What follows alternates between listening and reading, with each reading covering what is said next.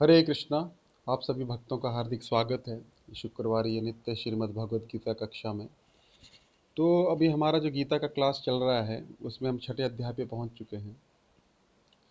तो अभी तक भगवान श्री कृष्ण ने अर्जुन को ज्ञान दिया। अर्जुन मोहित हुए और मोहित होने के बाद अर्जुन को कुछ समझ में नहीं आ रहा था कि मुझे क्या करना चाहिए। तो उन्होंने मोहित होने के बाद अपने ज्ञान को, अपने ज्ञान के द्वारा उस मोह को, अपने ज्ञान के द्वारा उस विपत्ति, उस संकट से निकलने का प्रयास किया। लेकिन हम देखते हैं कि इस संसार में हम सब प्रयास कर रहे हैं अलग अलग चीज़ों के लिए। अलग अलग हमारे डाउट्स हैं, अलग अलग हमारा कंसेप्शंस हैं। तो लेकिन हम संतुष्टि प्राप्त नहीं कर पा रहे हैं। क्यों नहीं कर पा रहे हैं? क्योंकि हमारे बहुत सारे प्रश्न हो सकते हैं और हैं भी, लेकिन उनके हमें उचित प्रकार से उत्तर नहीं मिल पाते हैं। हमारे जीवन में बहुत सारे प्रश्न हैं, है ना। छोटी छोटी चीज़ों के हो सकते हैं, अपने को लेके हो सकते हैं, दूसरों के लेके हो सकते हैं, अपने जॉब के लेके हो सकते हैं। इस प्रकार से हमारे बहुत सारे प्रश्न हैं, लेकिन उनके उत्तर जब तक नहीं मिलते हैं तब तक हम भटकते रहते हैं। हम कुछ चीज़ इमेजिन कर लेते हैं या फिर अपने दिमाग से लॉजिक लगा के उस चीज़ को समझने की कोशिश करते हैं, लेकिन फिर भी हम असंतुष्ट रहते हैं।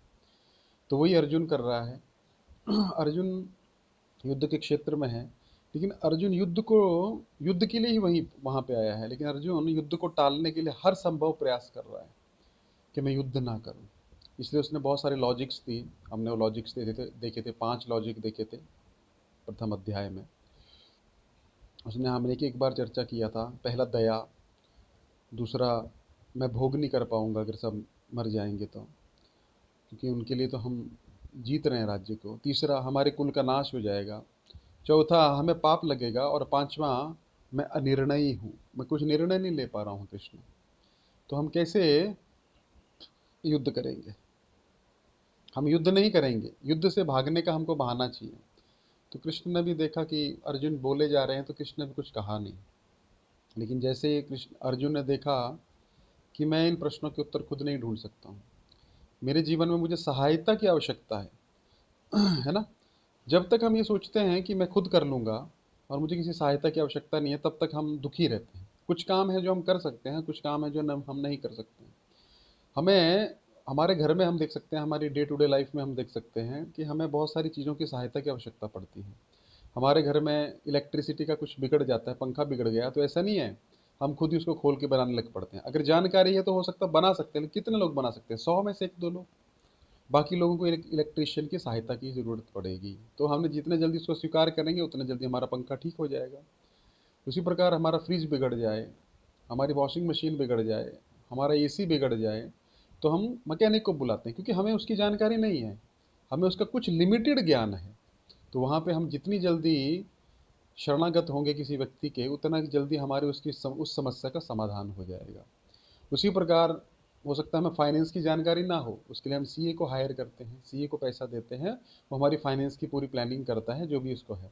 उसी प्रकार हम हो सकता है हमें कंस्ट्रक्शन की जानकारी ना हो सकता है, तो कंस्ट्रक्शन के लिए हम ऐसे नहीं कि खुद ही मिस्त्री बन जाते हैं, खुद ही नहीं, ये कॉन्ट्रैक्टर बुलाते हैं, उसको कॉन्ट्रैक्ट देते हैं, या कुछ मिस्त्री बुलाते हैं, वो मिस्त्री उसको काम करता है। उसी प्रकार हर चीज़ में हमें सहायता की आवश्यकता होती है। तो उसी प्रकार जब हमें भौतिक जगत में भौतिक चीज़ों की सहायता की आवश्यकता है, तो क्या आध्यात्मिक चीज़ों के लिए हमें क्या आध्यात्मिक गुरु की सहायता की आवश्यकता नहीं है?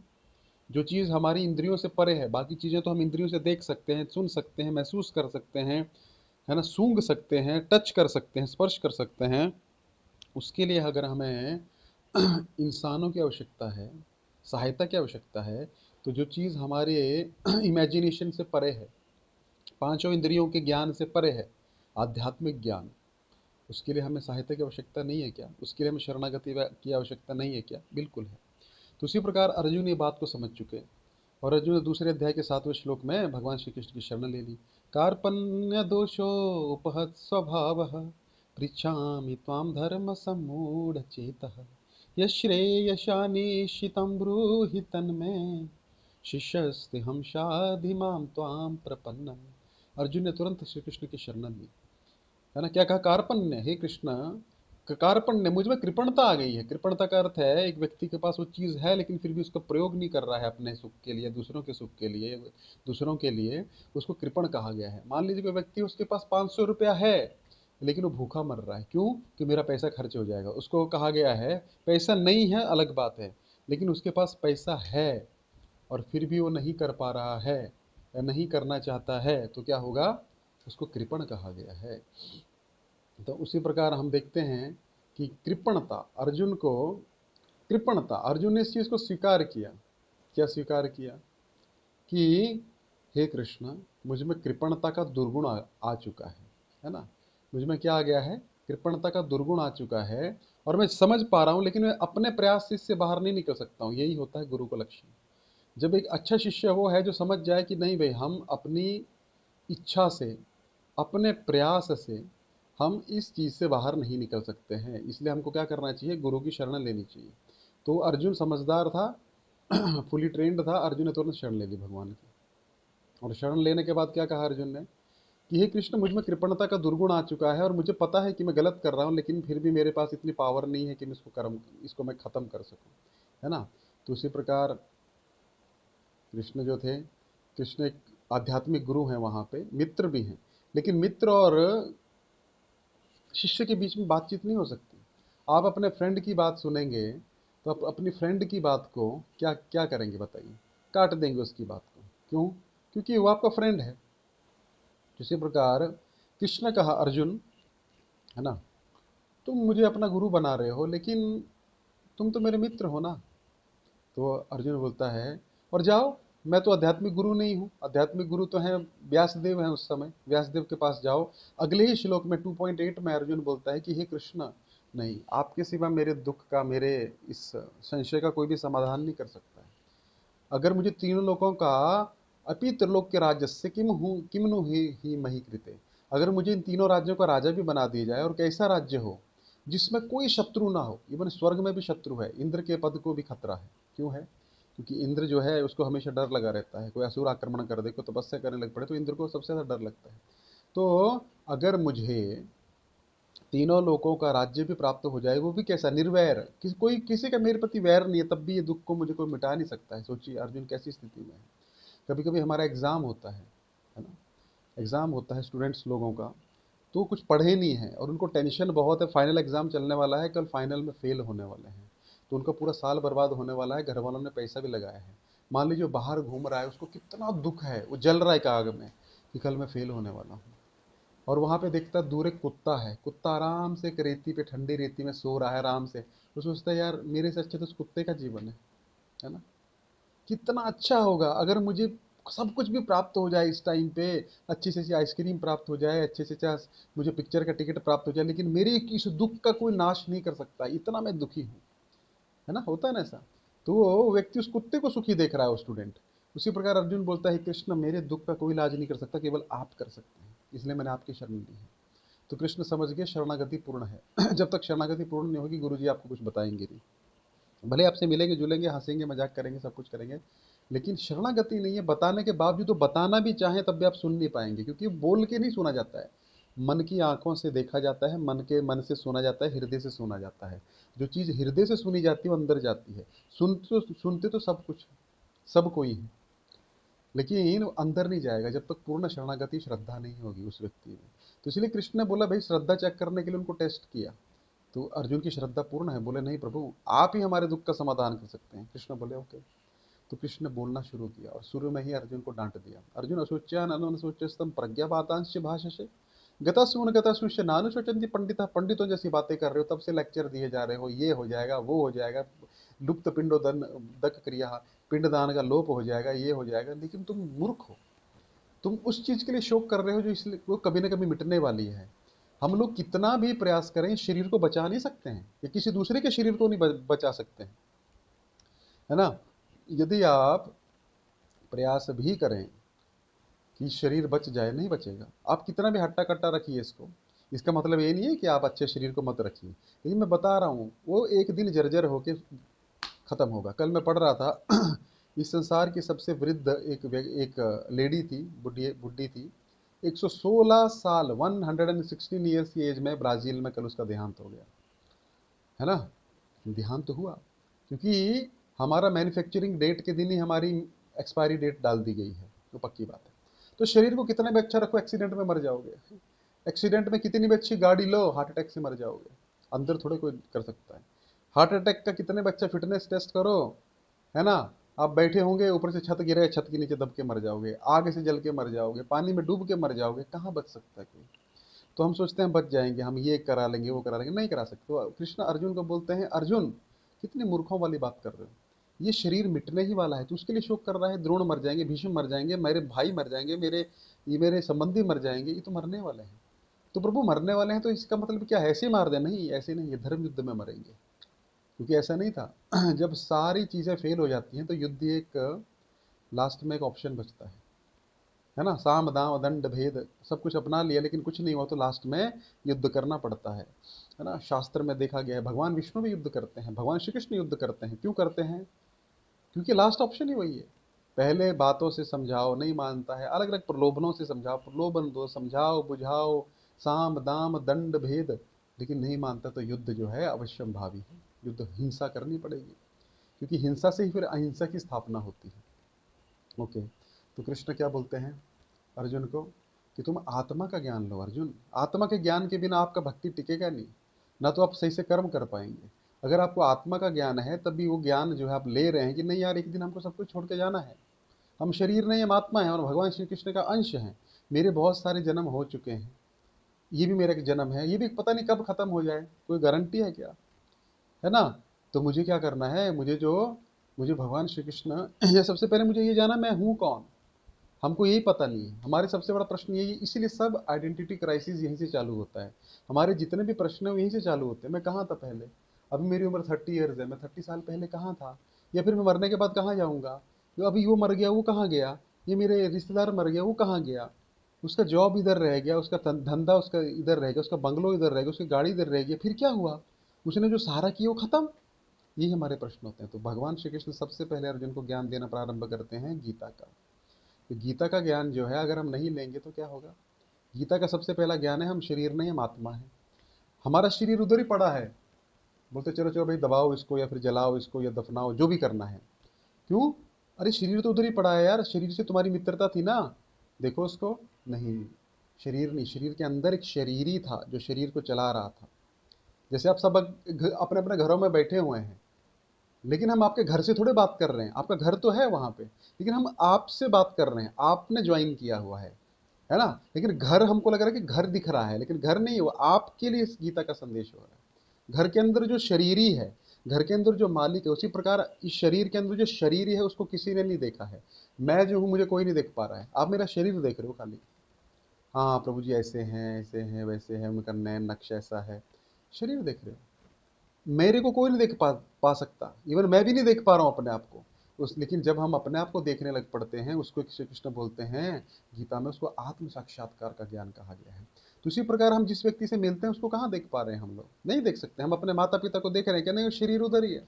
जब उनका शरीर छूट जाएगा तो हम सोचेंगे अरे यही मेरा माता पिता यहाँ पड़ा हुआ, क्या हुआ उसको, लेकिन वो नहीं था, वो कोई और था अंदर। तो भगवान श्री कृष्ण अर्जुन को समझाते हैं, अर्जुन उसके लिए टेंशन मत लो, आत्मा का ज्ञान लो। तो भगवान श्री कृष्ण आत्मा का ज्ञान देते हैं। अर्जुन बोलता है भगवान आपने तो बहुत अच्छी बात बता दी, जब सब कुछ नश्वर ही है, शरीर नश्वर है, आत्मा अजर अमर है, तो हम आत्मा के लिए काम करते हैं ना। फिर ये कर्म क्यों करना है अपने को, आप इस घोर कर्म में मुझे क्यों लगा रहे हो युद्ध करने में। तीसरा अध्याय प्रारंभ होता है, आप इतनी तिरछी अच्छी बातें कर रहे हो कि बुद्धि से समझो, ज्ञान लो, आत्मा का ज्ञान लो। ठीक है प्रभु जी, फिर इतना मगजमारी क्यों करने का काम धंधे का, सही बात है ना, आप सही बोल रहे हो। दो रोटी ही खाना है सुबह शाम तो भजन ही किया जाए, लेकिन कर्म भी तो करना पड़ेगा, है ना। भजन का अधिकारी इतना जल्दी व्यक्ति नहीं हो पाता है, उसका शुद्धि नहीं होगा तो वो भजन में जाके भी लड़ाई झगड़ा ही करेगा, इधर उधर के ही करेगा, तो शुद्धि नहीं होगा, क्वालिफाइड नहीं होगा। तो तो समाज में क्या उत्पात मचा देगा, वो डिस्टर्ब कर देगा पूरी सोसाइटी को। इसलिए अर्जुन कर्म का त्याग कभी मत करो। तो इसलिए अर्जुन बोलता प्रभु, है ना, मुझे क्यों इस घोर कर्म में लगा रहे हो। तीसरा अध्याय प्रारंभ हुआ, क्यों इस घोर कर्म में मुझे लगा रहे हो प्रभु। अरे जब सब जीवन का उद्देश्य ही भक्ति करना है, संन्यास लेना है, मैं जंगल में चला जाता। भगवान बोले नहीं, है ना, कर्म किए बिना तो व्यक्ति कोई रह भी नहीं सकता, शरीर की यात्रा भी नहीं चलेगी, हमको भोजन डालना पड़ेगा, भोजन के लिए कमाना पड़ेगा, घर बनाना है, घर के अंदर रहना पड़ेगा। आज मैं आ रहा था अभी, अपनी स्कूटी से आ रहा था, मुझे इतना मोटा सांप मिला रास्ते में, इतना मोटा, अब समझ रहे हैं, इतना मोटा सांप था। मैं थोड़ी देर के लिए तो चक्कर में, इतना जिंदगी में पहली बार इतना मोटा सांप दिया, अभी रात को आ रहा था मैं तो। रोड क्रॉस किया इधर पास में, तो बाप रे इतना मोटा सांप देख के, तो अब घर में नहीं रहेंगे तो बाहर रहेंगे तो सांप आपके घर कुटिया में घुस जाएगा, फिर क्या करोगे? भजन कर पाओगे? नहीं कर पाओगे। तो अगर आप सांप के साथ जब कर सकते हो तो वेरी गुड, छोड़ दो सब कुछ। लेकिन नहीं कर सकते हो तो घर बनाना पड़ेगा, फैसिलिटीज लेनी पड़ेगी, उसके लिए कर्म करना पड़ेगा, और कर्म से फैसिलिटीज आएंगी, और फैसिलिटीज को भक्ति में प्रयोग करना है, उसको कर्मयोग कहा गया है। तो कोई भी व्यक्ति हाईएस्ट, कोई अगर स्कूल में एडमिशन लेने जाए बच्चा, और उसके बच्चे से पूछे तुम क्या बनना चाहते हो, मैं मैथ्स का प्रोफेसर बनना चाहता हूँ। ओके ठीक है। तो फिर कोई बोले, बच्चा बोले अरे मुझे एबीसी नहीं सीखना है, मुझे मैथ्स का प्रोफेसर बनना है, ये क्या, तो ये थोड़े मेरे को अपना 15-20 साल खराब करूंगा। लेकिन आप समझाएंगे उसको, भाई मैथ्स का प्रोफेसर बनने का यही प्रोसेस है, यहीं से चालू करना पड़ेगा। नहीं नहीं मुझे तो मैथ्स का प्रोफेसर बनना है, ऐसे थोड़े बन जाता कोई। आपको 1 2 3 4 सब क्लासेस के द्वारा ही आप वहां तक पहुंचेंगे ना। या फिर कोई व्यक्ति बोले प्रभु जी क्या, अरे लड़के को छोड़ो ना, कॉलेज में डालो सीधा, क्यों स्कूल में फीस खत्म कर रहे हो अपनी फालतू में, है ना, पैसा वेस्ट कर रहे हो, सीधा कॉलेज में डालो, 3 साल में प्रोफेसर बन के निकलेगा, हो सकता है क्वालिफाई, उसमें क्वालिफिकेशन नहीं है सोचने समझने की। उसी प्रकार भगवान श्री कृष्ण अर्जुन को बोलते हैं, अर्जुन तुम अभी भक्ति करने आओगे भी तो क्वालिफिकेशन नहीं होने के कारण क्या होगा, परेशान हो जाओगे, भक्ति छोड़ के भागोगे, ना माया मिलेगी ना राम मिलेगा। ऐसा होता कई लोगों का हाल, ना माया, ना इधर सेट हो पाते हैं ना उधर सेट हो, बीच में लटक जाते हैं त्रिशंकु के द्वारा, और दोष देते हैं भक्तों को, भक्ति को, भगवान को, गुरुओं को। अरे ऐसा छोड़ दे, गीता पढ़ोगे ध्यान से तो समझ में आएगा, स्टेप बाय स्टेप। आप में से बहुत से लोग पिछले 2 साल से जुड़ रहे हैं, आपको पता लग रहा है स्टेप बाय स्टेप प्रोग्रेस हो रही है, धीरे धीरे ही आगे बढ़ता है व्यक्ति, ऐसे नहीं होगा नहीं तो। और गुरु से पूछ के कार्य, तो अर्जुन ने पूछ लिया प्रश्न गुरु जी से, कृष्ण से, गुरु बनाया है ना, क्यों मुझे इस घोर कर्म लगा रहे, कृष्ण ने तुरंत डांटा अर्जुन को, अर्जुन शरीर की यात्रा कैसे चलाओगे, कैसे चलेगा तुम्हारा शरीर, जंगल में जाओ, इतना मोटा मोटा सांप आएगा तो पता लगेगा तुमको, फिर क्या करोगे, मैं रह लूंगा, खाओगे क्या, अरे मैं कंदमूल खा लूंगा, तो पेड़ तो लगे हैं, पेड़ों से तो खाओगे, सब करोगे, तो ये समाज की रक्षा कौन करेगा जिसकी तुमने ट्रेनिंग ली हुई है। तो सब तुम वहां तो जंगल में अपना भजन करने चले जाओगे, लेकिन क्षत्रिय हो, क्षत्रिय का धर्म निभाना पड़ेगा, वही तुम्हारा धर्म है, उसको ही भक्ति से जोड़ दो, मेरे लिए कर्म करो, मेरे लिए युद्ध करो, धर्म युद्ध करो, वही कर्म तुम्हारा भक्ति वाला मेरे लिए करो, मेरा स्मरण करते हुए कर्म करो, वो क्या हो जाएगा, कर्मयोग हो जाएगा। तो वही हमको करना है, आप सब जानते हैं, आप जॉब धंधा करते हैं, पढ़ाई लिखाई करते हैं, तो आपको सब कुछ क्या करना है, भगवान के लिए करना है, वो कर्मयोग हो गया। और एक दिन आपका मन लगेगा हमारी तरह, मन नहीं मतलब हमारी तरह हुलिया करना है, वो भी हो जाएगा, लेकिन थोड़े दिनों बाद होगा वो। पहले मत करिए, पहले हुलिया चेंज करने के पीछे मत भागिए, पहले मन को नियंत्रण करिए, मन को, है ना। अच्छा, गीता प्रारंभ हुई, तो कृष्ण ने अर्जुन को तीसरे अध्याय में कर्मयोग समझा दिया, लेकिन वहां पे अपना वर्णन नहीं किया कि मेरे लिए कर्म करो, वहां बोला कर्म के लिए कर्म करो, ड्यूटी है तुम्हारी, जैसे ड्यूटी है, मेरी ड्यूटी है प्रभु जी, मुझे 9 से 5 जाना पड़ेगा, मेरी ड्यूटी है, नहीं नहीं मैं अपनी ड्यूटी छोड़ के नहीं आ सकता, लेकिन उसका पर्पज क्या है, पर्पज है पैसा, तो पर्पज अच्छी से ड्यूटी करोगे तो पैसा मिलेगा, तो ड्यूटी के लिए ड्यूटी करो, तुम पैसे के लिए भी मत करो, फल के लिए मत करो, भगवान ने वहां पे बोला। लेकिन चौथे अध्याय में भगवान ने दिव्य ज्ञान अर्जुन को दिया, ये ज्ञान मैंने पहले सूर्य के देवता विवस्वान को दिया था करोड़ों साल पहले। अच्छा, यही ज्ञान सेम आत्मा का, कर्म का, संन्यास क्या होता है, कैसे भगवान की भक्ति करना है घर गृहस्थी में रहते हुए, किसको दिया था, सूर्य के देवता विवस्वान को, जो सूर्य आप देखते हैं सुबह में। अच्छा प्रभु, लेकिन आप तो मेरी उम्र के हैं, कैसे हो गया, तो कृष्ण बोलते हैं बहुनी व्यतीतानि जन्मानि तव च अर्जुना, तान्यहं वेद सर्वाणि न त्वं वेत्थ परन्तप। चौथा अध्याय प्रारंभ हो जाता है, अर्जुन ते तुम्हारे और मेरे बहुत सारे जन्म हो गए हैं, तुम उन सबको, मैं उन सबको जानता हूँ, तुम नहीं जानते हो, यही फर्क है मुझ में और तुम में। और यदा यदा ही धर्म से ग्लानिर्भवति भारत, मैं हर युग में अवतार लेता हूँ, और हर युग में धर्म की स्थापना करता हूँ, जब जब अधर्म जो है बढ़ने लगता है। इस प्रकार से ज्ञान आगे चला, भगवान ने काम करो लोगों, उस पर हम चर्चा कर चुके हैं पिछले लेक्चर्स में, आपने सुना है, जिन्होंने नहीं सुना वो जाके पीछे सुन सकते हैं, तीसरा चौथा अध्याय अच्छे से। फिर पांचवा अध्याय प्रारंभ हुआ, अब भगवान ने तीसरे अध्याय को और अच्छे से डिटेल में बताना शुरू किया। कर्म योग करना है, लेकिन जोड़ना किस में है वो, अभी तो कर्म योग किया, लेकिन उसका पर्पज क्या है, योग मतलब जोड़ना। जैसे मैं हर बार बोलता हूँ, पहले अध्याय का अर्थ क्या है, पहले अध्याय का नाम क्या है, कोई बोलता है युद्ध स्थल में सैन्य निरीक्षण, आपकी गीता में वो लिखा है, और एक और उसका एक और नाम है अर्जुन विषाद योग। पहले अध्याय का नाम है अर्जुन विषाद योग।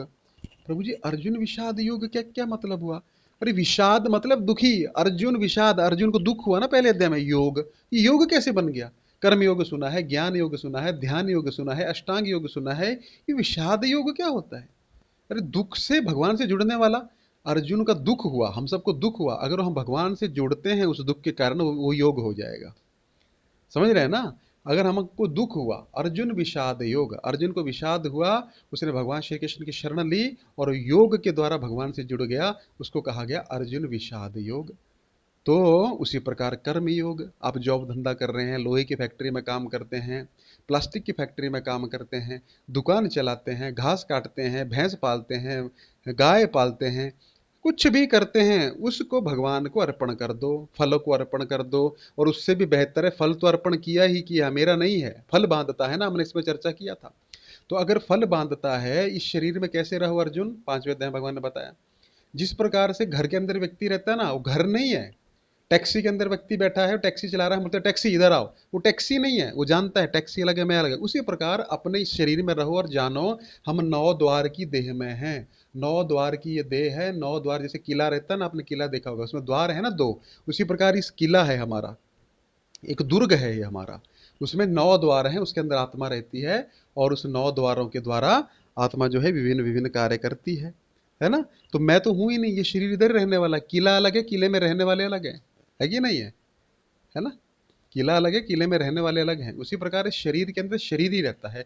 अर्जुन इसको जानो और तुम कर्म करो। किसके लिए कर्म करो, भोग के लिए कर्म मत करो। ड्यूटी के लिए तीसरे अध्याय में बताया था, मेरे लिए कर्म करो, कर्म योग करो, तुम कर्म से जुड़ जाओ, उसको बोला एक्शन इन कृष्णा कॉन्शियसनेस। इसलिए उस अध्याय का नाम हुआ, 5वें अध्याय का नाम भरे हो कर्म योग, और तीसरा और 5वें में अंतर ये है, आप समझ गए होंगे। फिर भगवान ने बोला, अगर व्यक्ति इस प्रकार से कार्य करता है, अपने को शरीर नहीं आत्मा मान के, मेरा अंश मान के, और मैंने उसको वो कार्य दिया, अपने घर गृहस्थी का पालन पोषण करता है, ब्रह्मचारी ब्रह्मचारी की तरह पालन पोषण करता है अपना और समाज का, है ना, किस प्रकार आध्यात्मिक ज्ञान दे के, आध्यात्मिक भजन भोजन कीर्तन करवा के, तो व्यक्ति जो है कभी भी बंधेगा नहीं। किस प्रकार नहीं बंधेगा, पदम पत्रम इवाम्बसा, है ना। किस किस प्रकार नहीं बंधेगा, जिस प्रकार से कीचड़ के अंदर कमल रहते हुए भी कीचड़ के अंदर कमल जो है उसको टच नहीं करता है कीचड़, है ना। हम एग्जाम्पल देते हैं, वो पात्रा जैसा होता है ना, उसके अंदर पत्ते के ऊपर आप कमल के पत्ते पे भी पानी डालोगे तो ऊपर वो मोती की तरह उसको वो गीला नहीं करेगा पत्ते को, बाकी पत्तों को पत्ते गीले हो जाते हैं। उसी प्रकार आप संसार में रहते हुए, सब कार्य करते हुए, जॉब धंधा करते हुए, घर गृहस्थी चलाते हुए, बच्चे पालन पोषण करते हुए भी बंधोगे नहीं। ये है फंडा। त्यागने से नहीं होगा कुछ भी, करते हुए कैसे बंधना नहीं है, वो ज्ञान को गीता का ज्ञान कहा गया है।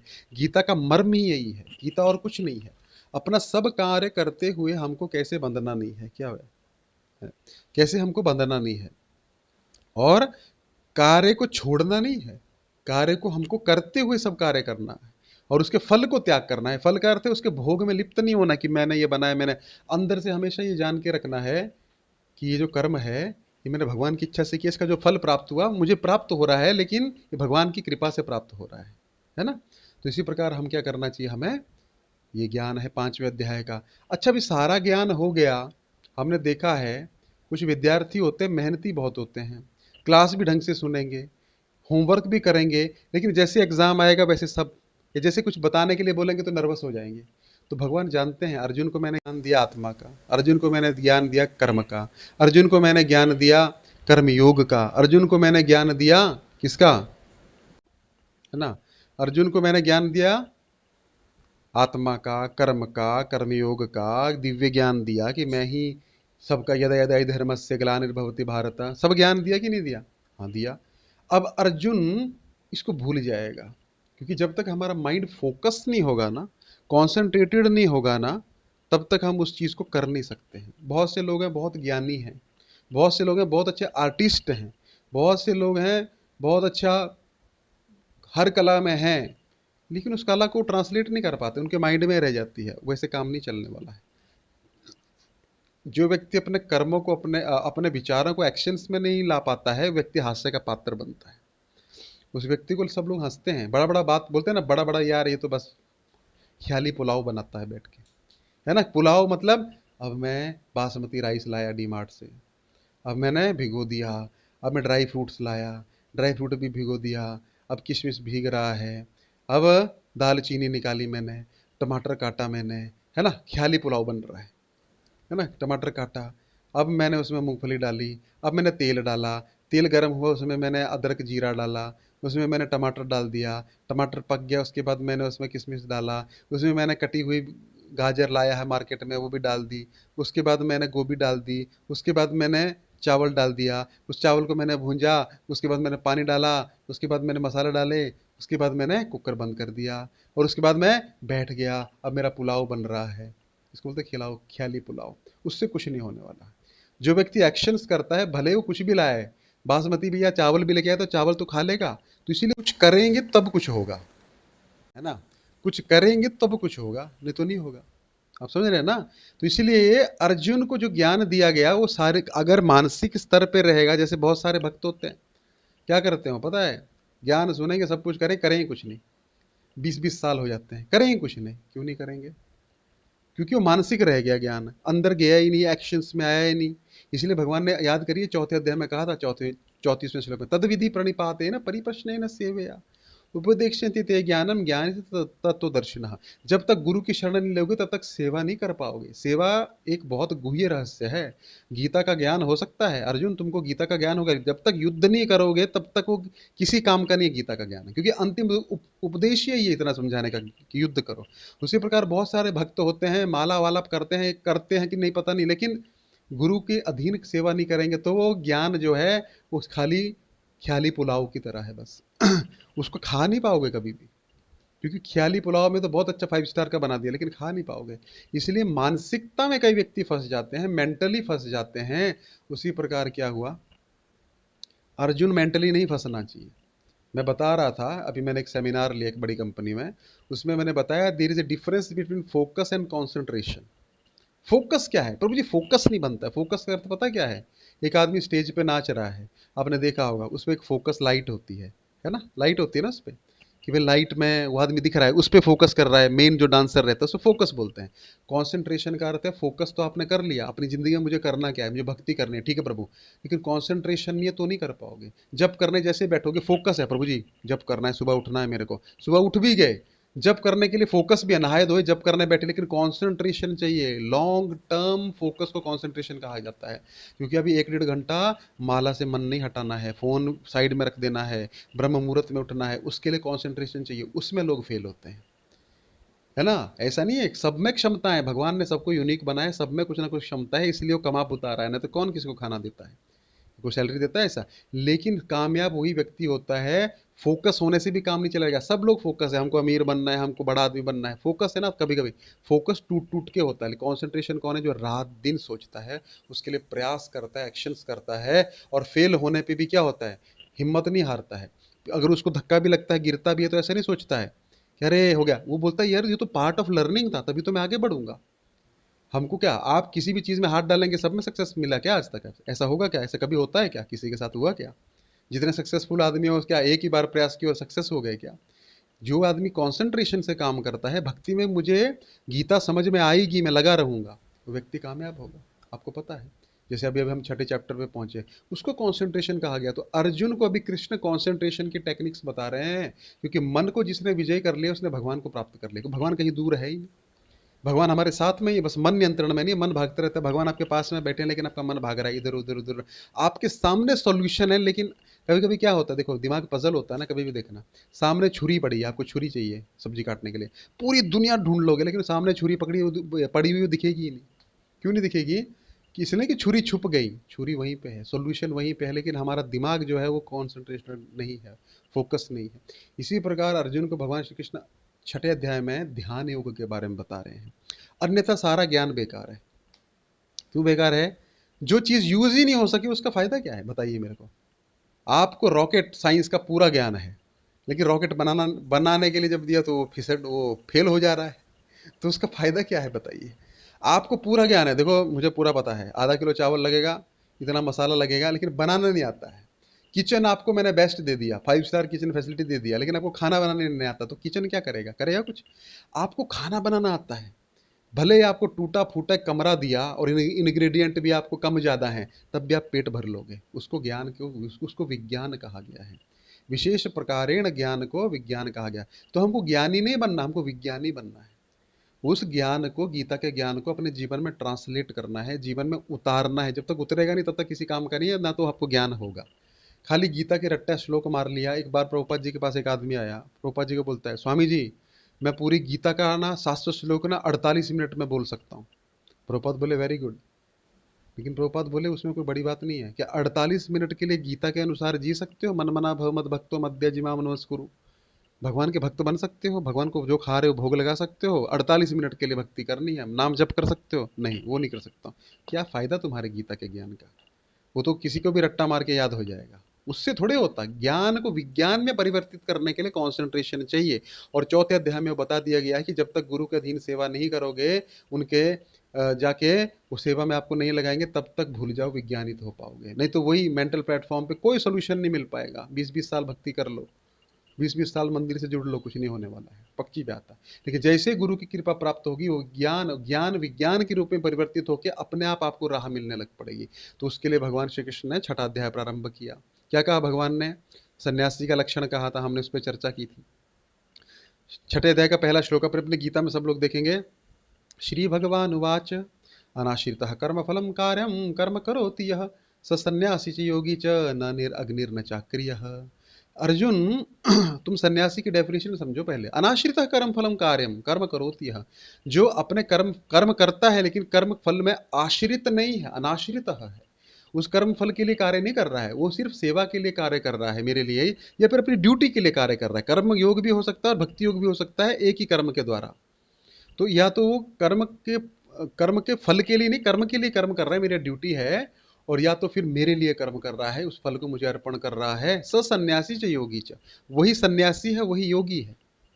सन्यासी का अर्थ है सब कुछ छोड़ना, और योगी का मतलब है जोड़ना। हमने पिछली बार चर्चा की थी, पिछली भगवत गीता की कक्षा में, कि सन्यास और योग दोनों साथ साथ में चलता है। सन्यास का अर्थ है छोड़ना, तोड़ना, और योग का क्या अर्थ है? जोड़ना। अरे जोड़ना और तोड़ना एक साथ कैसे होगा? इस संसार से कनेक्शन धीरे धीरे काटने हैं। ऐसे नहीं पत्नी छोड़ दी, बच्ची छोड़ दी। कनेक्शन मतलब मैं तो भगवान का अंश हूँ, मैं तो इस संसार का हूँ ही नहीं, ये भी भगवान के अंश हैं। और हमको जुड़ना है कहाँ पे? इस संसार में शक्ति अपने आप कट गई। इस संसार में कुछ है ही नहीं। मेरी गाड़ी नहीं है, भगवान ने मुझे दी है। मेरा घर नहीं है, मुझे भगवान ने दिया है। मेरा पैसा नहीं, मुझे भगवान ने दिया है। मेरा पालन पोषण भी हो, भगवान की सेवा भी हो, तो मेरा आसक्ति ही नहीं रहा, है ना? तो अनाश्रित कर्म फलम कार्यम कर्म करोति, इस प्रकार से जो व्यक्ति काम करता है वो सन्यासी है। कैसे? वो भोगों में रहते हुए भी भोगों में लिप्त नहीं हो रहा है, क्योंकि वो जानता है इसका स्रोत कौन है, भगवान श्री कृष्ण है, भगवान श्री कृष्ण दे रहे हैं। और योगी भक्ति योग के द्वारा भगवान से जुड़ रहा है, तो नीचे से बंधन कट रहे हैं और ऊपर जुड़ रहे हैं। जोड़ना बड़ा इंपॉर्टेंट है। आपने क्या किया? खाली तोड़ा ही तोड़ा। प्रभु जी मुझे बंगला बनाना है। क्या करना है? बंगला बनाना है। यहाँ पे पुराना बंगला है, बंगला तोड़ के मुझे नया बंगला बनाना है। तोड़ दिया कि बंगला बन गया? तोड़ने से थोड़े बंगला बनेगा। तोड़ना भी एक प्रोसेस है और उस पर बनाना भी एक प्रोसेस है। तो हम क्या करते हैं भक्ति में? गलती ये करते हैं कि अपने संबंध तो छोड़ देते हैं सारे, लेकिन जोड़ते नहीं है भगवान से। पॉजिटिवली नेगेटिवली तो हमने कर दिया सब कुछ। सब नेति नेति, सब कुछ नहीं है, सब शरीर भी बेकार है, घर गृहस्थी बेकार है ना, रिश्तेदारी बेकार है, ये बेकार है। अरे लेकिन वो तो बेकार है, मान लिया, वो सब मतलबी है, लेकिन असली कहाँ जोड़ना है? असली भगवान के शुद्ध भक्तों में वो आसक्ति जानी चाहिए। वो आपकी शक्ति भगवान में सेवा करवा करवा के भगवान में लगनी चाहिए वो शक्ति। अब प्रभु जी मैं गोवा नहीं जाता हूँ, अब मैं मांस मच्छी नहीं खाता हूँ, मैं बीड़ी सिगरेट नहीं पीता हूँ, तो क्या करते हो? अब मैं गोवा नहीं जाता तो वृंदावन चलिए, उस पैसे को यूज करिए। अब चलिए, है ना, मथुरा यात्रा पे चलिए, है ना, अयोध्या चलिए, हरिद्वार चलिए। अब उस पैसा तो लगाना है ना। अब मैं कहीं नहीं जाता हूँ, अगर घर पे बैठे रहेंगे नहीं, उसको पॉजिटिवली कुछ करना है हमको अपने जीवन में। इसीलिए कहा गया है कि सन्यास और योग दोनों साथ साथ चलेंगे। पैरेलल पटड़ी है ये। ट्रेन कभी भी एक पटड़ी पे नहीं चलती है, एक साइड में दो पटड़ियां हैं। तो सन्यास भी होगा, धीरे धीरे भक्ति करते करते इस संसार से अपने आप विरक्ति हो जाएगी, आपको करना नहीं पड़ेगा प्रयास। जैसे हमारे पास बहुत सारे लोग आते हैं, प्रभु जी हमारी चाय कैसे छूट गई? हम सोचते हैं हमारी चाय नहीं छूटेगी।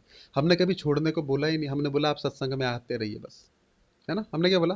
अब सत्संग में आते रहिए। प्रभु जी हमारा मांस छूट गया, हमको मन नहीं करता, हमारी बीड़ी छूट गया, हमारा सिगरेट छूट गया, हमारा चाय छूट गई, कॉफी छूट गया, प्रभु जी अब मन ही नहीं करता खाने का। हमने बोला कुछ मत करना, सिर्फ भगवान का नाम लो, सत्संग करते रहो और प्रसाद खाते रहो, सब छूट जाता है। बड़े बड़े लोग, दुष्ट लोग जो हैं भक्त बन जाते हैं। क्यों? क्योंकि यही भगवान की भक्ति है। सन्यास और योग, क्योंकि उसने योग पे जोर दिया, पॉजिटिव पे जोर देना है।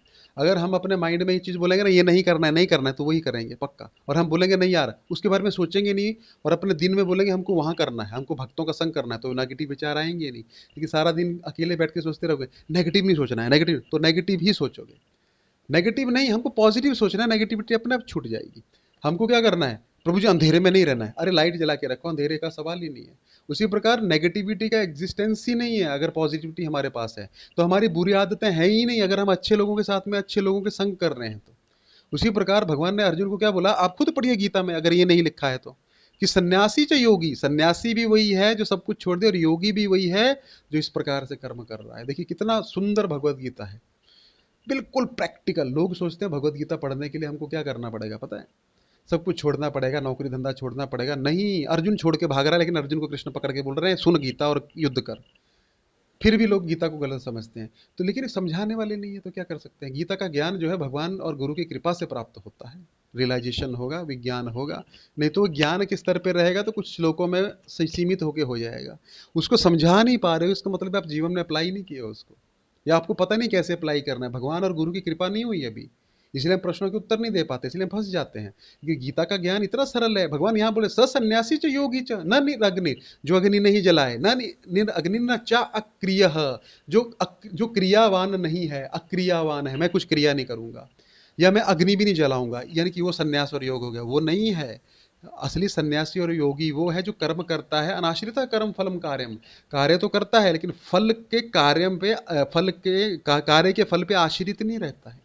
वो व्यक्ति सन्यासी है। अर्जुन जैसे तुम हो, तुम्हारी गृहस्थी है, तुम्हारे बच्चे हैं, तुम राज्य करो, फिर भी तुम फल में आसक्त नहीं हो, तुम मेरे लिए कर्म कर रहे हो, तुम असली सन्यासी और योगी हो।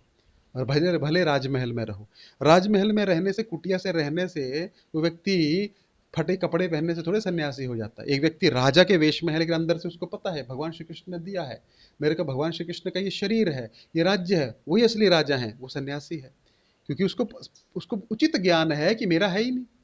आप बैंक में गए, मैं हर बार एग्जांपल देता हूँ, आप बैंक के कैशियर को बोले ये लीजिए 1 लाख रुपए जमा कराना, तो बैंक के कैशियर क्या बोलता है, अरे वेरी गुड, बहुत अच्छा यार, आप तो काफी दो। ऐसा ऐसा बोलता है क्या, कुछ एक्सप्रेशन देता है, कुछ नहीं देता है। और दूसरे दिन गए, हमको 1 लाख रुपए निकालना है, तो क्या बोलेगा, अरे यार तुम तो कल जमा करके गए थे, ये क्या बात हुई यार, ये ऐसा ऐसा नहीं चलेगा। वो क्या करेगा, कल निकाल के दे देगा आपको। क्योंकि वो क्या है, वो उसको आसक्ति नहीं है, आवे जावे, वो बैंक का आ जा रहा है। उसी प्रकार हमारे जीवन में जो कुछ हो रहा है भगवान की इच्छा से हो रहा है। दुख आ रहा है, हमको लग रहा है कुछ अच्छा ही भगवान सोचे होंगे हमारे लिए, कोई बात नहीं, प्रभु जी, प्रभु वेलकम, कृष्ण वेलकम, है ना, थैंक यू कृष्णा। और अगर सुख आवे तो मेरा कोई इसमें कर्म नहीं है, मेरे तो कोई पुण्य नहीं है, भगवान की बड़ी कृपा है। तो वह व्यक्ति को फर्क पड़ेगा भले कितनी बाधा आ जाए। अगर आपको चोट लगी, मान लीजिए किसी भक्त को चोट लग गई और वो भक्त को पता ही नहीं लगा, अब आपके यहाँ पे देखिए चींटी चल रही है, छोटा कीड़ा, आपको पता नहीं लग रहा है, को फर्क पड़ रहा है क्या, कोई बोलेगा देखो देखो कीड़ा चल रहा है, फिर भी उसको पता नहीं लग रहा उस पर कीड़ा है। उसी प्रकार आपको विपत्ति आई और भगवान की भक्ति में आप लीन हैं तो दुख का कोई मतलब है क्या, भले दुख आ जाए। पांडवों को इतना दुख आया, पांडवों को दुख कभी लगा ही नहीं, उनको पिकनिक लगा हुआ 13-14 साल। क्या लगा, पिकनिक लगा। अरे हम कृष्ण, अर्जुन स्वर्ग भी जाके आ गया, उसमें सशरीर का भी गया, दुर्योधन गया स्वर्ग, नहीं गया दुर्योधन, वहीं पर टेंशन में कमरे में बैठ के क्या किया जाए इनका भी, है ना, 13-14 साल अभी इसको कैसे इनको। और वो मस्त अपना बिंदास जा रहे हैं, कृष्ण उनके साथ घूम रहे हैं जंगल में, ब्राह्मणों के साथ में कथा सुन रहे हैं। अर्जुन स्वर्ग चला गया, पशुपात अस्त्र प्राप्त हो गया शिव जी से। कैसे हुआ बताओ, कैसे हुआ, वो एंजॉय कर रहे हैं। तो भगवान का जो भक्त होता है उसको आपको दिख रहा है उसको कष्ट आ रहा है, उसको कष्ट नहीं है, उसको फर्क ही नहीं पड़ रहा है। बताइए, ये होता है भगवान की भक्ति। सुन्न हो जाता है ना आदमी, जैसे ऑपरेशन होता है तो क्या करते हैं लोग, एनेस्थीसिया देते हैं। आप बोलेंगे यार इसका पेट फाड़ रहा, उसको पता नहीं लग रहा है, बाहर बाह्य दृश्य दिख रहा है, उसका पेट फाट डाला, उसको एनेस्थीसिया दी, उसको पता लग रहा है। इसी प्रकार भगवान की भक्ति में हमको इम्यूनिटी प्राप्त हो जाती है एनेस्थीसिया की।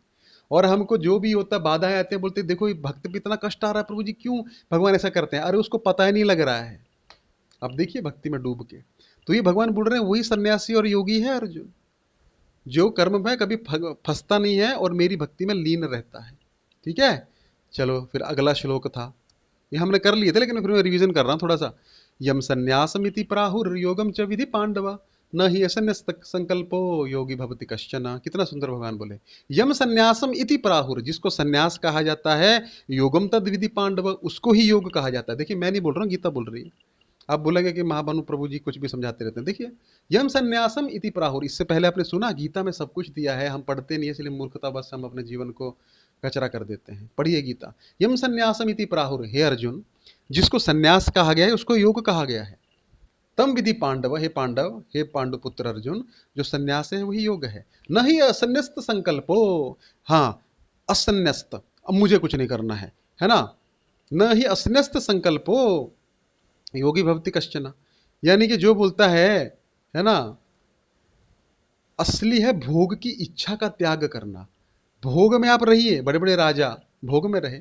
भगवान श्री कृष्ण स्वयं द्वारकाधीश हैं, ऐसा नहीं कि भगवान जो है जंगल में रहने लग पड़े जाके। युधिष्ठिर महाराज को पूरे पृथ्वी का राजा बनाया गया, ऐसा नहीं था। भोगों में रह सकते हैं, लेकिन भोग की इच्छा नहीं होनी चाहिए। मैंने बोला ना, अंदर से निरासक्ति, खाओ अच्छा मिले कुटिया में रहो, भगवान की इच्छा हो महल दे तो महल में रहो, आसक्ति नहीं होनी चाहिए। नहीं मुझे कुटिया में रहे, फटा कपड़ा ही पहनना है, न्यू, वो तो विरक्ति है। लेकिन भगवान की सेवा के लिए अच्छा कपड़ा, अच्छा पोजीशन लेना पड़े तो लेना पड़ेगा। नहीं वही अर्जुन भगवान अर्जुन को बोल रहे हैं, तुम्हारे लिए पोजीशन नहीं दे रहा हूं मैं, तुम्हारे लिए युद्ध नहीं करा रहा हूं कि तुमको लग रहा है अरे मेरे लिए यार भगवान श्री कृष्ण जो है राजा बनाना चाहते हैं। नहीं, मैं अपने लिए धर्म की स्थापना के लिए धार्मिक राजाओं को बना रहा हूं, तो ये सेवा है, इस सेवा को करो। हमको कभी कभी स्ट्रिक्ट होना पड़ता है।